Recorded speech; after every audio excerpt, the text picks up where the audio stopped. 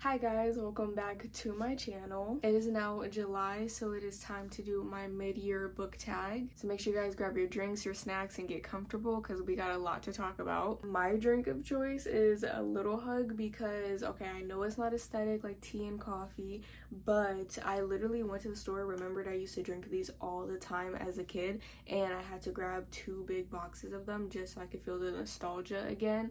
So yeah, this is what I've been drinking for the past couple weeks. Starting off strong, we have the best book you've read in 2026 so far, and I'm giving that to The Favorites by Lane Fargo. I gave this a 6 stars. This is my only 6 stars of the year so far, and I read this back in February, so we found her very early on, and I just knew before I even started this book I was going to love it. I just didn't know I was going to absolutely love it and give it a 6 stars, and this is now a god tier book for me. I felt every single emotion while reading this book, like every single emotion, and after I read this book I thought about these characters at least every day for like a good 3 weeks. Like, it was actually crazy. And I remember I binged like 70% of it in one sitting when I started it, and then the last 30% I waited like a good week or two to even continue it because I didn't want it to be over. And yeah, this was amazing. This is in a reading vlog, so if you want to know my full thoughts and emotions and stuff, definitely go check it out. But I highly recommend this book. I feel like anybody could read this book, even if this is not your type of genre or you don't think like you're gonna like it. I feel like give it a try. This is a good book for like any type of reader. Now we have the worst book you read so far this year, and I'm definitely gonna have to give it to Half His Age by Jeanette McCurdy. I very much dislike this book a lot, and I felt very uncomfortable even reading this book, and it didn't come off right. I feel like I understand what the author was trying to do, but the way she executed it just was not, like, I don't know, it just wasn't okay.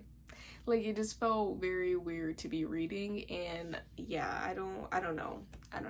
I'm not even gonna say too much about that book. I just want to just erase the scenes that were in that book, the entire book in general, out of my brain, and we're just gonna move on because yeah.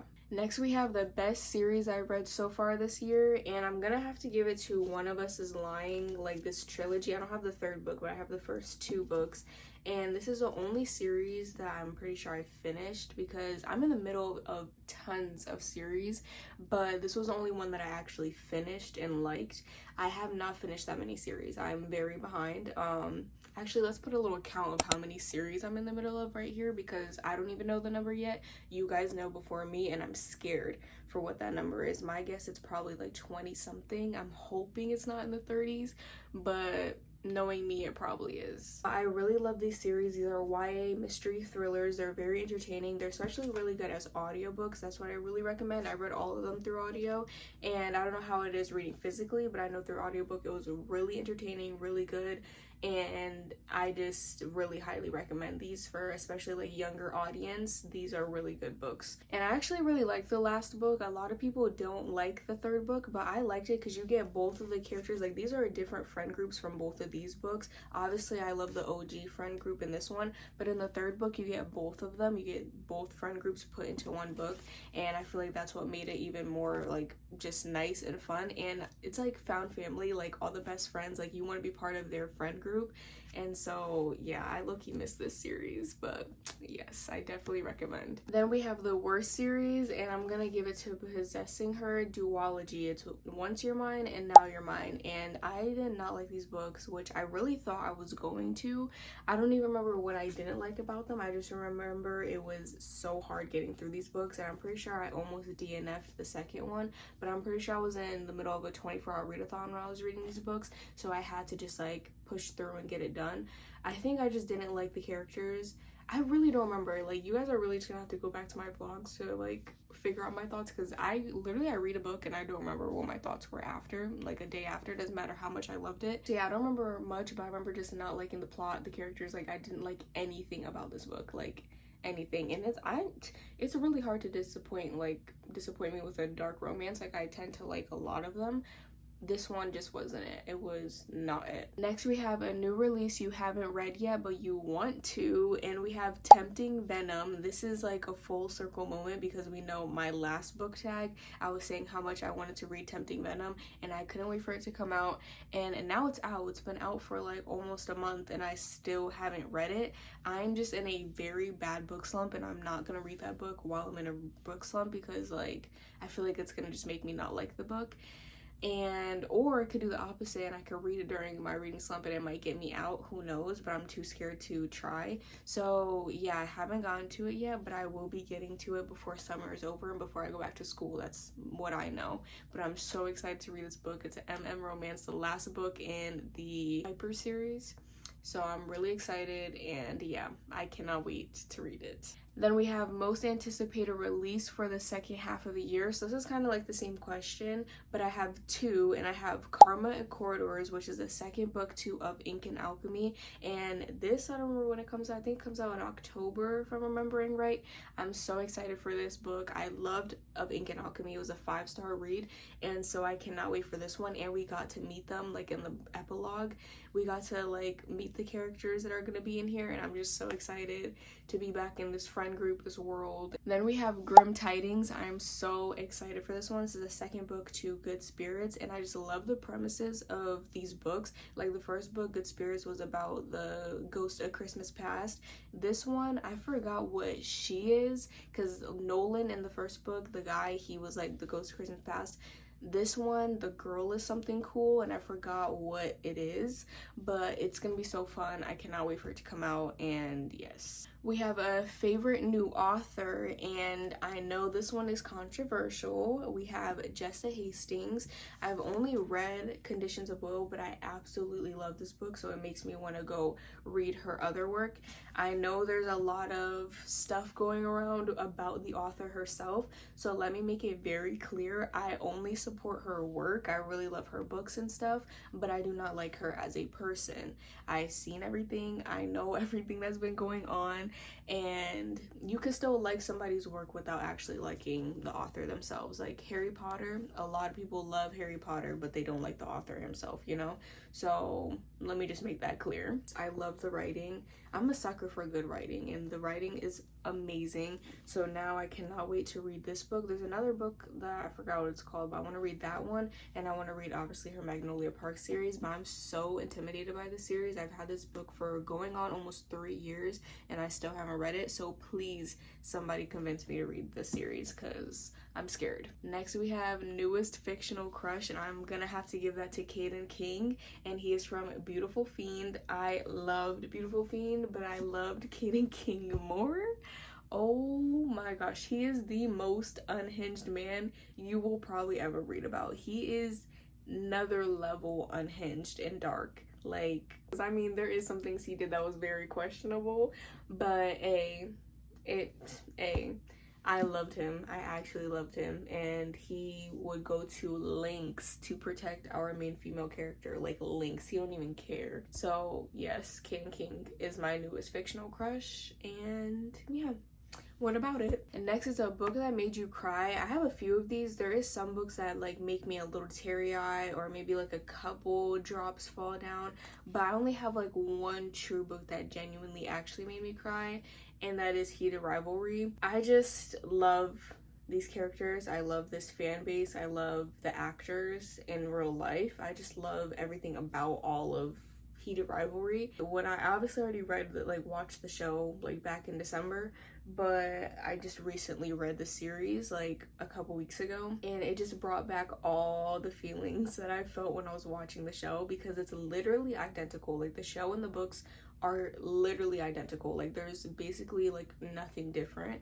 And so I was a hot mess when I was reading this book, I will admit.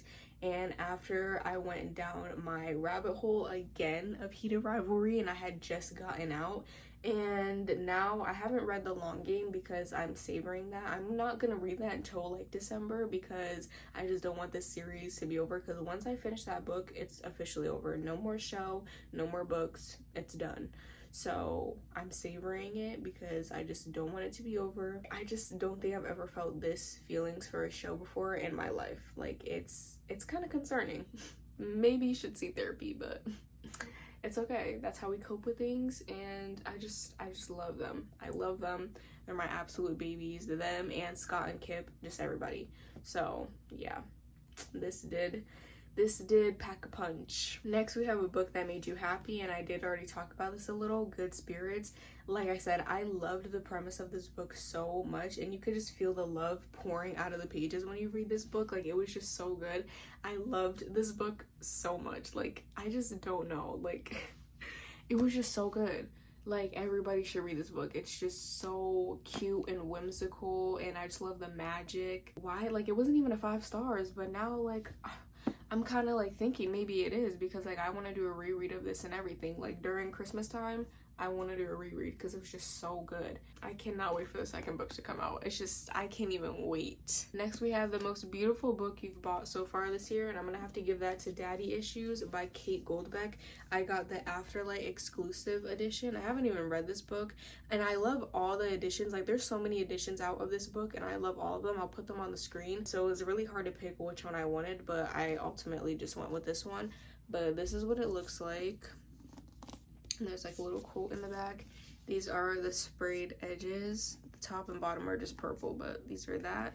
And then it has pretty end paper. So here's this. And then there is this on this side. And then when you take the dust jacket off, the hard cover is also very pretty. So you have the 2 main characters. So you have the main female character and then the main male character. So like this entire book is just stunning to me, like stunning. Next, we have the books I need to read by the end of the year. Like, I need to read these books. First, I have the Edge of Darkness series. I need to read this series.